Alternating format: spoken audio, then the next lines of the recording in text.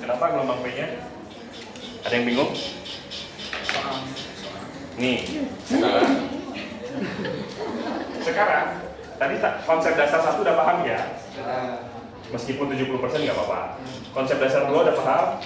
Insya Allah. 1 tadi yang kita bicara masang, kemudian masang AVL, AVF ya. Konsep 2 ya, tadi panjangnya perangkat itu berapa gitu ya kan? Nah, sekarang kita bicara konsep 3 untuk membaca EKG secara keseluruhan. Jadi besok kalau adik-adik didapatkan dengan kertas seperti ini, tahap pertama adalah berdoa dulu. Berdoa dulu, betul. Karena ada kemungkinan nanti ujiannya interpretasi EKG. Baik, kelompok saya kalau panik, saya maafin. Kelompok saya nggak boleh panik. Enggak. Kita belajar sekarang ya. Nah, mahasiswa, cara baca EKG yang pertama kali ini, agak tengah ya, biar kelihatan ya. Yang sebelah kiri kelihatan nggak? Ada yang bawa double tip nggak? Atau jepit rambut? Remeh. Samu, jangan dilepas. Ada juga nasi bawa nasi. Samu jangan. Jangan. Ini deh, lem. Apa? Mana? Ada nggak? Lem apa? Kalau ini samu mah kedah ayat itu nah. Jambar roti. Ada? Nah, ini ya. Sip. Iya, bikin kerajinan.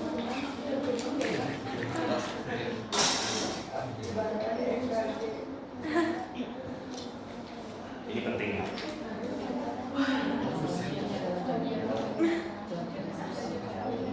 Nah. Iya. Salah baca Bahari udah panik ternyata nggak apa-apa. Ini ya. Kita lihat ya. Oke. Lurus Pak ya, misalnya lurus. Oke, sip. Waduh, mantap nih, terima kasih ya lemnya ya. Yang ngasih ntar dapat tambahan gitu ya.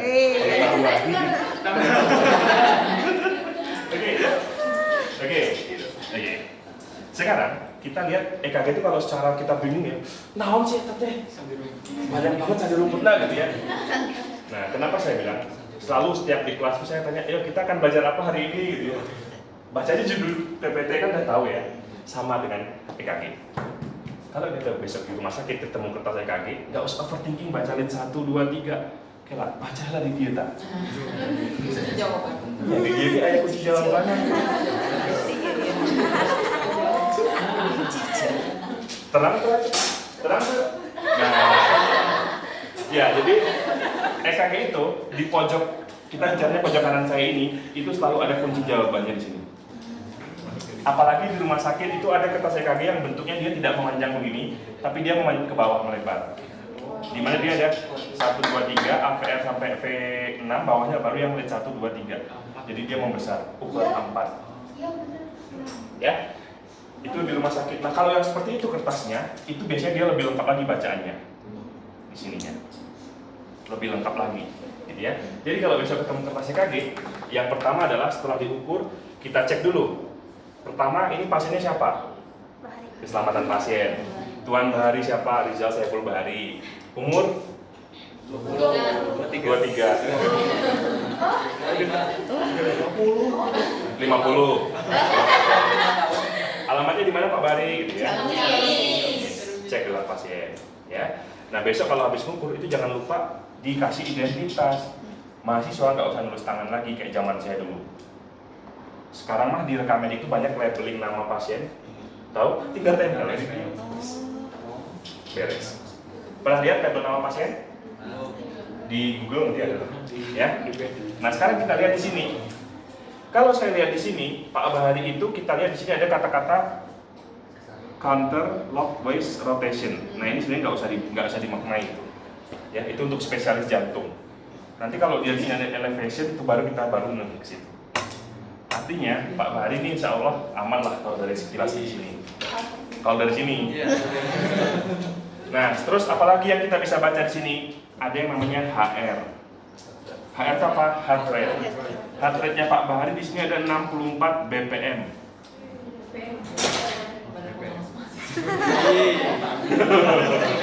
Betul, ya. 64. Normalnya berapa? 60 sampai 100. 60 sampai 100. Berarti Kang Bahari masih di SA0. Oh, ya, Ya kan? Karena di 64 kan? Iya. Oke. Sini. Alhamdulillah. Betul. Terus di sini tuh ada namanya RR, PR intervalnya berapa? Tapi dia satuannya meter per detik gitu ya. Jadi kita bisa baca dari sini. Tapi kalau saran saya ini nggak usah dimaknai di sininya, karena akan pusing. Mending kita ngitung sendiri. Jadi yang kita cari adalah pertama di sini ada elevation nggak, depression nggak, itu aja. Plus heart rate-nya. Itu aja. Paham? Nah sekarang kita pakai langkah yang sulitnya. Nah langkah sulitnya, tahap pertama kita baca EKG itu adalah menentukan. Ada kan di praktikum belum dibaca? Menentukan irama. Betul. Irama. Iramanya apa sih? Jantung itu reguler, irreguler, atau bahasa Sundanya tadi ya, teratur tidak teratur. Dari mana kita tahu iramanya reguler dan nggak reguler? EKG yang mana? Gelombang P diikuti oleh EQRS kompleks. Oh, saya kasih bocoran. Sinus. Cara kita mengukur dia reguler nggak reguler, kita lihat dari, ingat tadi, EKG itu biasanya kan gini. Bentar ya. P, Q, R, S, T. Untuk melihat seseorang itu iramanya reguler nggak reguler, kita lihatnya dari puncak R ke R. R ke R. Caranya gimana? Kalau kita udah tempel begini, cari satu kertas lagi, kita ukur dulu di R yang pertama, nih ya, ini sini nih, set kan, terus kita pindahin gini, oh sama, oh sama, oh sama, oh sama, oh sama, oh sama, oh sama, itu yang disebut ya reguler. Kalau kita udah awam, kita lihat sekilas juga, oh sama. Kalau mau lebih yang pro lagi dihitung satu, 2, 3, iya kotaknya. Terserah mau pakai kotak besar apa kotak kecil gitu ya. Kita lihat contohnya di sini. Di lid 1 kita lihat ya, lid 1 ke lid 1 R ke R-nya, ini R ke R-nya kita lihat. Kalau dia kotak besar, kita lihat yang kotak utuhnya 1, 2, 3, 4 kotak besar plus sisanya 1, 2, 3 kotak kecil. 4 kotak besar berarti berapa kotak kecil? 4 kata besar. 20 tambahin 3 berarti berapa? 23 dikali sama dengan kalkulator dong. Berapa? Berapa? 0? Bener. 92. Bener. Bener. Ya. Berarti caranya kita harus 92. Masa pakai kalkulator masih salah nih? Benar? Ya. Nah, sekarang kita kalau mau ngitung kayak gini, kita hitung semuanya. Kan repot ya? Maka cara yang mudah pakai begini tadi. Set. Sama dong. Nah, itu disebut dia reguler. Udah, gitu doang. Cara pertama gampang.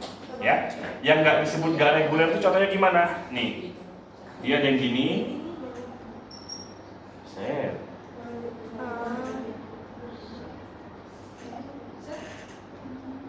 Nih, ini jalannya beda kan? Ini disebut dia irregular.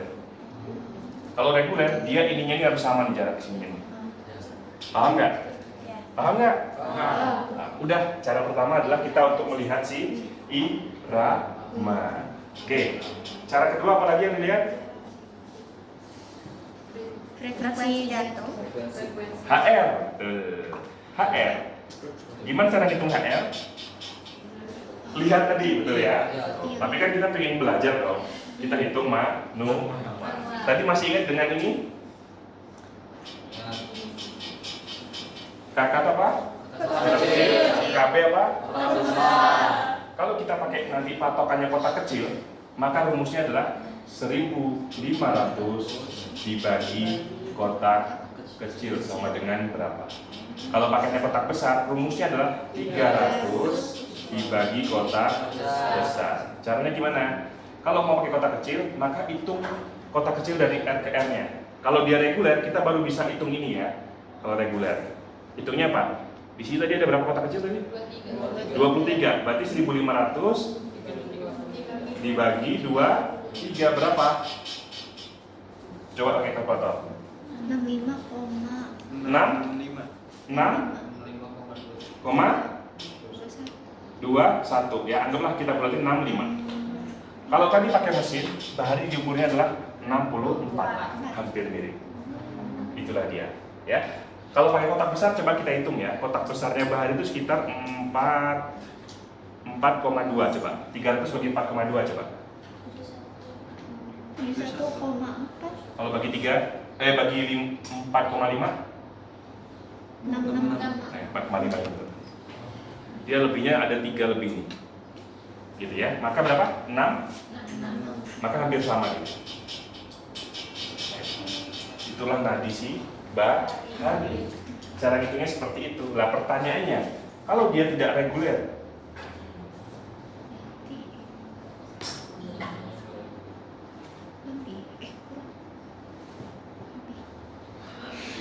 oh nggak ada yang tahu.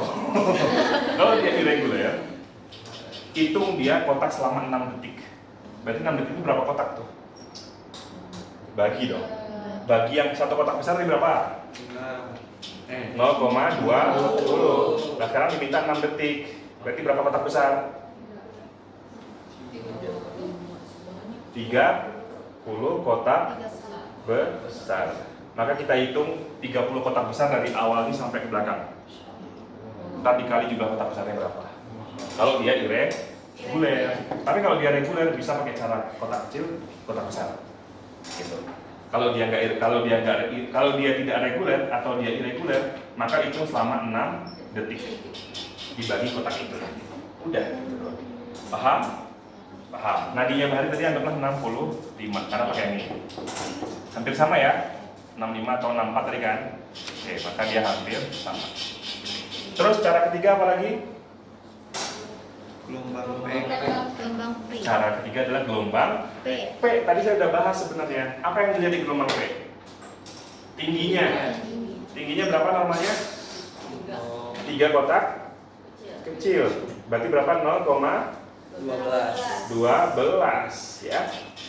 Kalau dia EKG itu ada gelombang P-nya, prinsipnya gini ya. Kalau dia ada gelombang P, kita nggak usah lihat normal nggak normalnya dulu. Setiap dia ada gelombang P, kemudian diikuti QRS kompleks, itu disebut namanya irama sinus.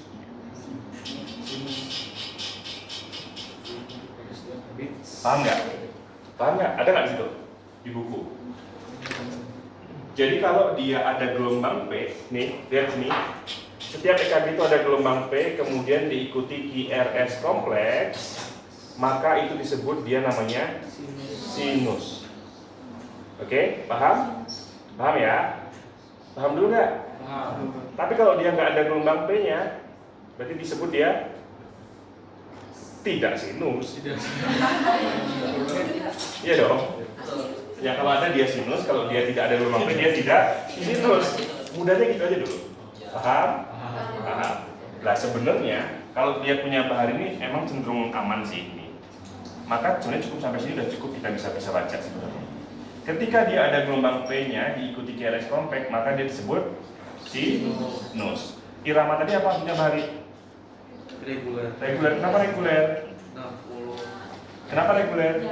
Karena jaraknya sama. Karena R to R-nya sama. Maka interpretasi dari EKG bahari adalah sinus rhythm. Rhythm itu sama dengan reguler.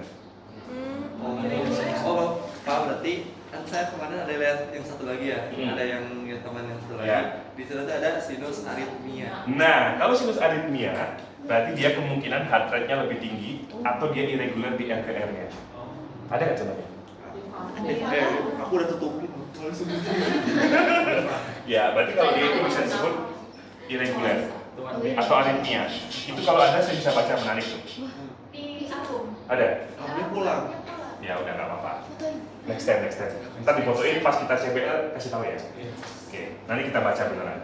Kalau dia udah ada aritmia, hati-hati.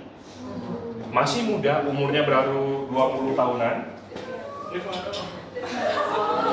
Tuan D. Jangan Doni tadi. Tuan D ya. Kalau umur masih 20 tahun terus ada aritmia, itu bisa berbahaya. Nanti sampainya ke namanya ke letal aritmia. Di mana letal aritmia itu ada namanya ini cuma bocoran. Ada VF, ada VT. Di mana kalau udah VF atau VT nanti dia bisa di RJP sambil di defibrillator, disetrum. Ya. Makanya kalau sekarang masih merokok, ya lanjutin aja. Sampai aja lanjut kan. Itu mah kan ya. Banyak orang yang nggak merokok mati duluan kan. Lari kan. Tapi lebih parah ntar. Nah, sebenarnya kalau kayak Kang Bahari ini cukup sampai langkah ketiga itu sudah kita bisa baca ya. Nah, berarti dia tadi apa iramanya reguler, ya enggak? Diikuti dengan heart rate-nya dia normal. Kemudian dia ada gelombang P diikuti apa? Ada gelombang P diikuti QRS kompleks. Itu yang disebut dengan irama sinus. Maka sebutannya apa? Sinus. Berarti Bapak Bahari ini kesimpulannya adalah sinus rhythm. Udah. Bapak Bahari, ini kami sudah mengukur EKG Bapak. Hasilnya adalah sinus rhythm, Pak. Kenapa sinus rhythm? Sinus rhythm itu artinya Bapak tadi pertama irama jantung Bapak itu bagus, reguler, teratur ya Pak ya. Kemudian tadi pada saat kami ukur gelombang yang awal muncul itu Bapak ada, diikuti dengan gelombang berikutnya. Maka disebut dengan sinus rhythm. Artinya gambaran EKG Bapak baik Pak. Ini kan contoh. Kalau realnya Pak, gitu. Udah. Langkah keempat apa di situ? Langkah keempat. Ya, disebut apa? Kenapa Nom? Itu berarti dari